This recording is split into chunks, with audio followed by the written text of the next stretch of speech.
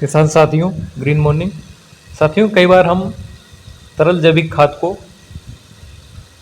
अलग अलग रूपों में देते हैं क्योंकि हमारे प्रत्येक किसान भाइयों के पास में ड्रिप की सुविधा नहीं उपलब्ध हो पाती है, क्योंकि हमारा प्रत्येक किसान सभी चीज़ों को एक साथ अफोर्ड नहीं कर सकता, यानी कि उनकी उपलब्धता हमारे प्रत्येक किसानों के पास नहीं हो सकती।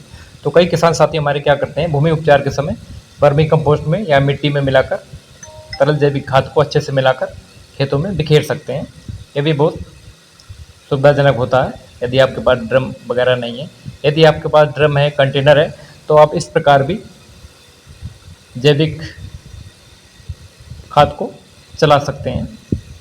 किसी भी कंटेनर में आप टोटी लगाकर उसको फ्लड में सीधा चला सकते हैं।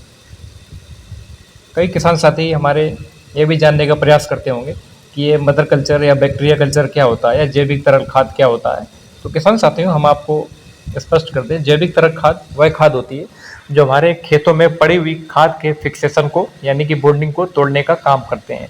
जैसे हम डीएपी, यूरिया, पोटास, जिंक जो भी डालते हैं तो उसमें से लगभग हमारे खेतों को 60-70% प्राप्त होती है और 30 से 35% वेस्ट हो जाती है, जो ज़मीन में फिक्स हो जाती है।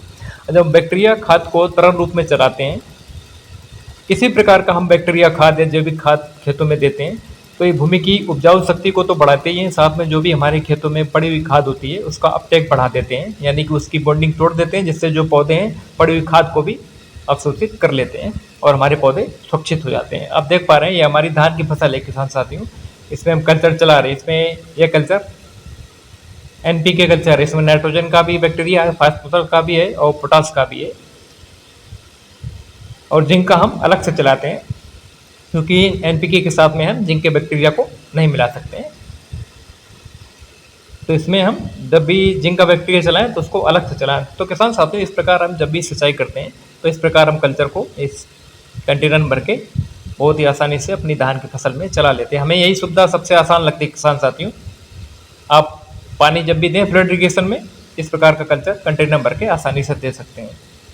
इससे हमारी जो धान की समस्या में जल्दी बाली आने की जो समस्या रहती है कई किसान साथियों के पास, बारिश समस्या नहीं होती या बारिश अधिक नहीं होती है तो उनमें बाली निकलने लगती हैं।